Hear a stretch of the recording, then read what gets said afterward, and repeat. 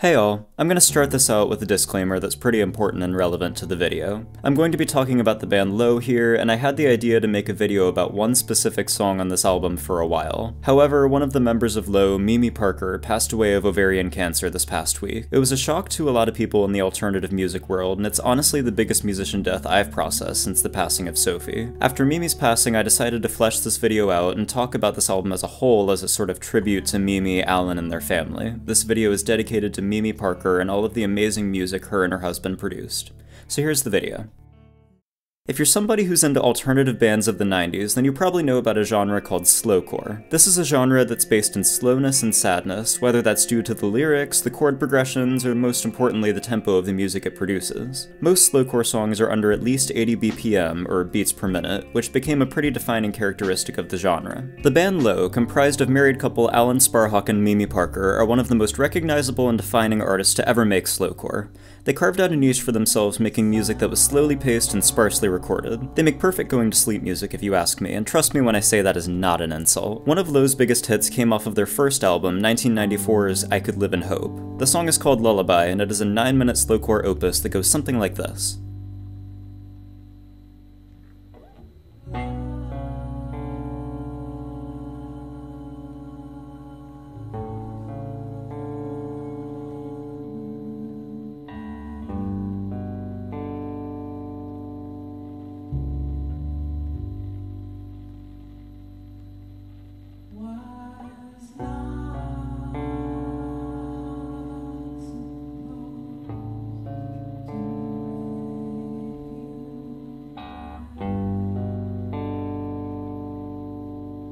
This is the type of music that Low would go on to create for the better part of 2 decades, though that's not to say that nothing changed within the band during that time. They had a few minor switch-ups in sound along the way, and they had a former band member part ways in the process a few years ago. However, one thing Low has always been known for is their consistency. The band started to challenge this when they brought on new talent in the form of producer BJ Burton, who you might know from production credits concerning the likes of Charlie XCX, Francis and the Lights, Taylor Swift, and Miley Cyrus. Having BJ Burton come on to produce for a relatively underground band like Low is kind of a wild move on their part, and it marked a significant change in direction for the band. Their first album under Burton's production, 2016's Ones and Sixes, was received relatively positively. It got a decent score from Pitchfork, and fans seemed to be accepting this sonic switch-up. A big reason for that, I think, is that Burton adapted his production style to what Low were comfortable with at that point in their career. The same goes for the album Double Negative, which came out a couple years later. Low was operating with different production, but the understatedness of their music hadn't changed in a dramatic way. The band's third outing with this producer was Hey What, released in September of 2021. This is the album where Low threw everything they knew out the window and completely reinvented their sound. They had always been well respected in the indie music scene, but when this album dropped in 2021, Low basically had a renaissance, music-wise and relevancy-wise. This album got rave reviews in pretty much every publication. Everybody on music Twitter was talking about Low, myself included. I had never heard of this band before, and after doing some research I got fully immersed into their sound, and specifically, this album. Hey What starts off with the song White Horses, which I think is a perfect sampler for the album and the ground it covers. It starts off with some quiet, distorted and pitched guitar wails that already start to give the album this otherworldly sound. Then, without much warning, there is a switch to some sharp staccato hits with both synths and guitar, and Alan and Mimi's lyrics come into the fray. Lyrically, this song, and a majority of the songs on this album, is about a crisis of faith. Alan Sparhawk has said in interviews that the lyrics on Hey What were largely inspired by the state of the world at the current moment, and how things that once seemed to make so much sense are no longer the way that they were. This is exemplified in the lyrical couplet, "There isn't much past believing, only a fool would have had the faith." There are 2 proper verses to this song, both of which are simple production-wise, with the staccato hits still pounding in the background. This all changes when the refrain comes in and we get our first taste of the crushing distortion that is found all over this album.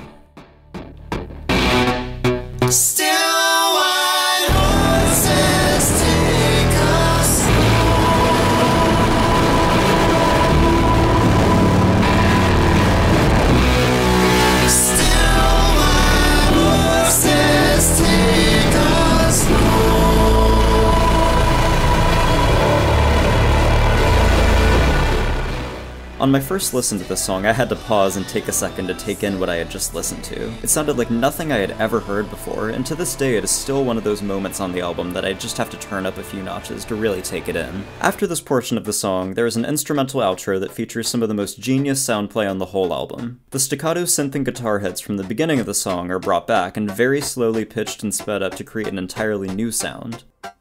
This goes on for a while, and you can start to notice that the song is pretty close to being over. It seems like the song is just gonna end abruptly without much fanfare. Instead, the synth hits start to bleed together and seamlessly transition into the next track, I Can Wait. I love transitions like these on albums. It feels like I Can Wait is a sort of continuation of the previous song, and I think it really helps to give the album a sense of cohesion. I Can Wait is a bit tamer than White Horses by comparison, but it still very much fits into the themes that Hey What presents the listener. There are lyrics about prices to be paid and being afraid of what's happening around you and what will become of the future. It's pretty doomy. This song is made up of a collection of verses without a chorus, and at the end of the 7th verse, there is another instrumental outro that again bleeds into the next track, All Night. This is one of the few tracks on the album that features solo vocals from Mimi Parker instead of Alan and Mimi together. These are usually my favorite tracks on the album because I love Mimi's voice. It tends to be softer and more comforting than Alan's at times, and I think they as a band know when to utilize that. All Night is another more understated song on Hey What, and of the 3 songs on the album we've heard so far, it sounds the most like something that would fit into the slowcore genre. The beat is slow and lumbering, the phrasing of the lyrics is purposefully sparse, and the lyrical content talks about fighting one's demons and trying to make sense of what's going on in your mind. This is another theme that the album takes on, supporting somebody as best you can while they are forced to fight their own battles, wishing you could help them in any way. I think this is especially touching considering Alan and Mimi are writing this from the perspective of a married couple, and I think this makes the song sound more genuine. All Night eventually reaches a section that turns up the distortion, similar to White Horses, but here it's done in a more subtle building way instead of letting it all crash in at once.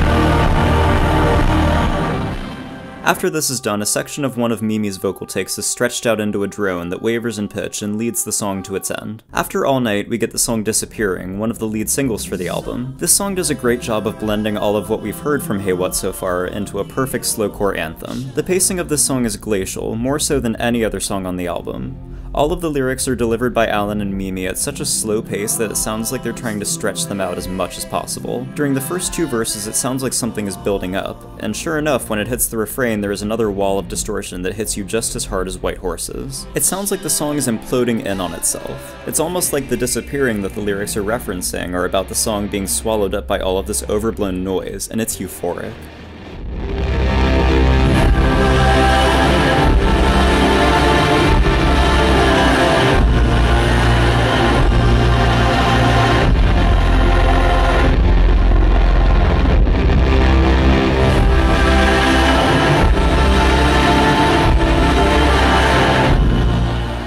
Disappearing comes to a close rather suddenly, a change of pace for the album so far. The first 4 songs all blended pretty seamlessly into one another, but the song Hey starts pretty jarringly. This is another song that is primarily sang by Mimi, though you can still hear Alan's voice in the background. For Hey, the lyrics take center stage here, and the production is slightly dialed back for this reason. The duo sing about a weight they both feel trapped by, which could be the relationship itself. This weight apparently gets to be so much that they have to pull the car over before the intersection of streets named Michigan and Lake to hash things out. Reading these lyrics, they remind me of those car rides you have with your partner immediately after you've just fought, and there's this awkward and tense silence neither one of you knows how to break. This song brings up the theme of wishing you could help your partner with the demons they're facing, but instead of wishing to be in their place, there are feelings of frustration that lead to anger on both sides.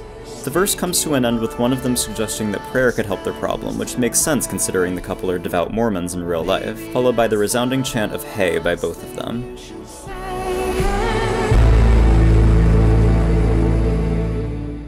I think this hey is meant to represent one partner reminding the other to not get too heated during an argument and say something they may regret. I also think that this is where the what in the album title comes from, because that's often the response that a hey gets from a particularly pissed off person. After this verse, there is an instrumental passage that is filled with some pulsating synths, and then the first verse repeats itself with a more driving beat behind it. This leads into Hey's instrumental outro, one of the longest and most meditative on the album. It almost feels like its own separate ambient piece, which is only interrupted by Mimi's sporadic calls of hey and what in the background.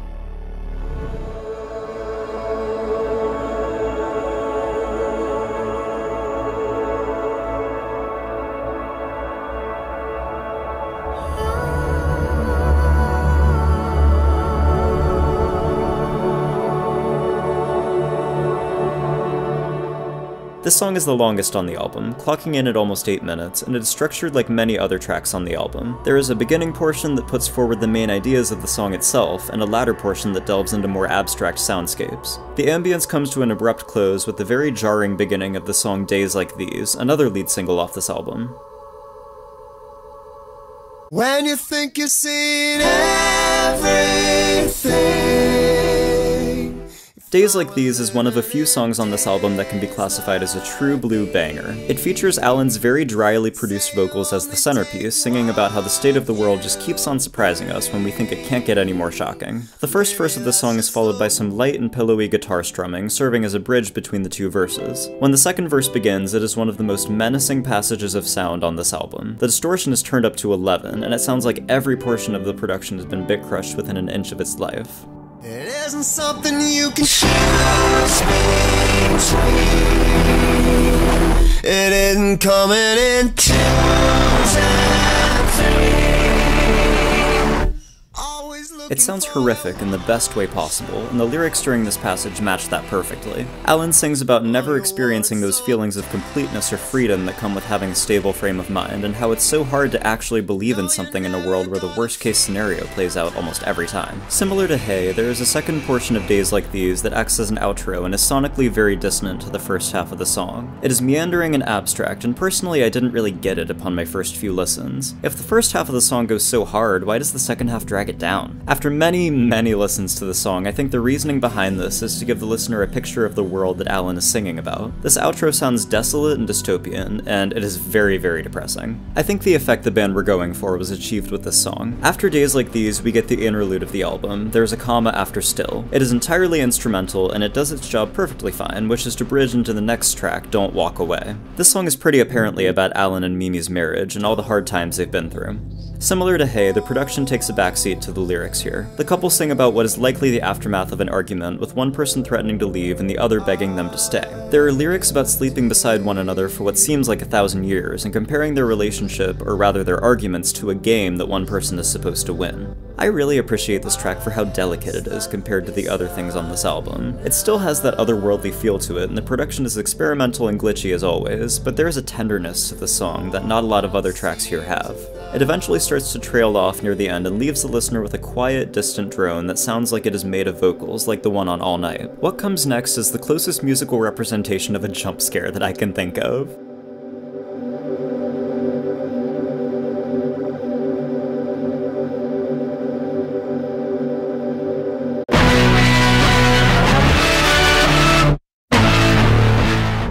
More is the final lead single from this album, and I can honestly say that it is one of my favorite songs I've ever heard. Every time I listen to this song, I crank the volume up and torture my eardrums a little, just because the opening riff on this song is so kick-ass. This is the most energetic that Low has ever sounded, and it is very much a career highlight in my opinion. I cannot say enough good things about this song. The vocals are entirely handled by Mimi here, and the lyrics dive into a very general description of not receiving enough of what you thought you would get of something, whatever that thing is. The concept of having or wanting more of whatever you are receiving is the backbone of this song's writing. In the second verse, Mimi regrets not asking for more of what she ended up getting, which could tie into the various themes of the state of the modern world this album presents. When the lyrics aren't the focus of more, the driving guitar riff and the pounding drums that come in on the second verse take center stage.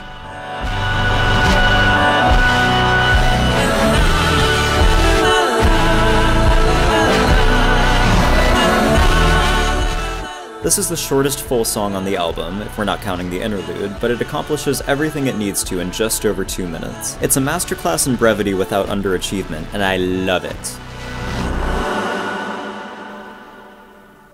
The closer on Hey What is called The Price You Pay, It Must Be Wearing Off. It's another 7-minute opus, and it also follows that pattern of melody-heavy first half, abstract second half that other tracks on the album have. The first part of the song, lyrically, is about the consequences of people's actions. Alan and Mimi sing about the difficult decisions humans make to keep on surviving in a world that is becoming more and more against them. There is a political air to this song, as there is to most of this album, which is especially apparent with the line, "But either side you on, you get what you deserve, take you at your word." This talks about about how politicians say whatever they think they need to say to ensure voters, whether that is entirely true or not. The consequences of this are often pushed aside in favor of having one particular side win, and often people feel like they have to vote for a person that they don't particularly like in order to make this happen. This feels especially relevant with the midterms the United States are voting on right now, and it will be relevant anytime an election happens. American politics are very unfair and skewed in the favor of two dominant dying parties whose values are extremely outdated and are actively tearing democracy apart, but I'll save my socialism talk for another video. The second half of The Price You Pay is, as is typical for this album, an ambient soundscape that sounds apocalyptic in nature. It builds on itself as it goes on, growing more and more terrifying and distorted by the minute. During all of this, Lowe repeatedly singing "It Must Be Wearing Off," almost like a warning about the content of the first part of the song. It eventually reaches a climax where there is an explosion of noise that caps off the album with a bang.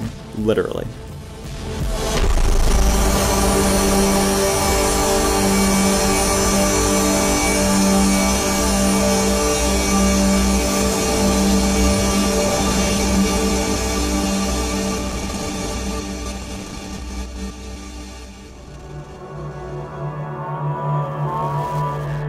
Hey What is an exceptional album, and what I and many others consider to be Lowe's best in a number of years. It was a rebirth for the band, and it really is so sad that it will be their only album in their catalog to sound like this. But if we have to look on the bright side, Lowe as a band ended with a bang. They finished their career with my absolute favorite album of theirs, and though there will never be another one like it, I am grateful for everything this album has done for me and many others. Rest in peace to the legend that is Mimi Parker, and I'll see you guys in the next video.